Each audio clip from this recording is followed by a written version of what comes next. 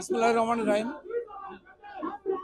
আজকে নাটোর ১ লালপুর বাগাতিপাড়ার নির্বাচনী এলাকায় যে মনোনয়ন দেওয়া হয়েছে, এই মনোনয়ন লালপুর বাগাতিপাড়ার সাধারণ মানুষ সহ বিএনপির নেতাকর্মীর কাছে গ্রহণযোগ্য হয়নি।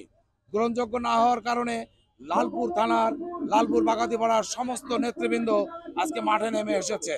আজকে তাইবুল ইসলাম টিপুর পক্ষে আমরা যারা কথা বলছি, তাইবুল ইসলাম টিপু বিগত ১৭ বছর আওয়ামী সরকারের দ্বারা লাঞ্ছিত হয়েছে, নির্যাতিত হয়েছে, কারাবন্দী হয়েছে।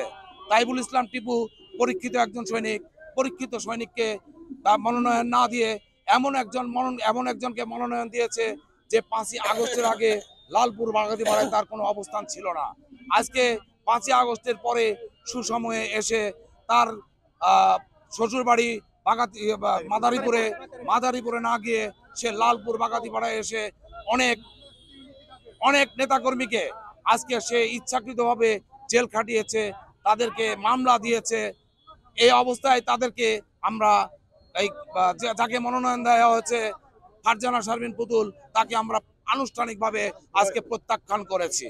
আজকে আমরা স্পষ্টভাবে বলতে চাই, তাইবুল ইসলাম টিপুকে যদি দ্রুত মনোনয়ন ফিরিয়ে দেওয়া না হয়, আমরা লালপুর বাগাতিপাড়া অচল করে দিব। আমরা লালপুর বাগাতিপাড়ার সর্বস্তরের নেতাকর্মী আজকে মাঠে নেমেছি। সর্বস্তরের নেতাকর্মী আজকে মাঠে নেমে সমস্ত কিছু অচল করে দেওয়া হবে। তাই আমাদের ভাইস চেয়ারম্যান, ভারপ্রাপ্ত চেয়ারম্যান তারেক রহমানের কাছে আমাদের আবেদন, যেন সঠিকভাবে মূল্যায়ন করে তাইবুল ইসলাম টিপুকে মনোনয়ন দেওয়া হয়। ধন্যবাদ।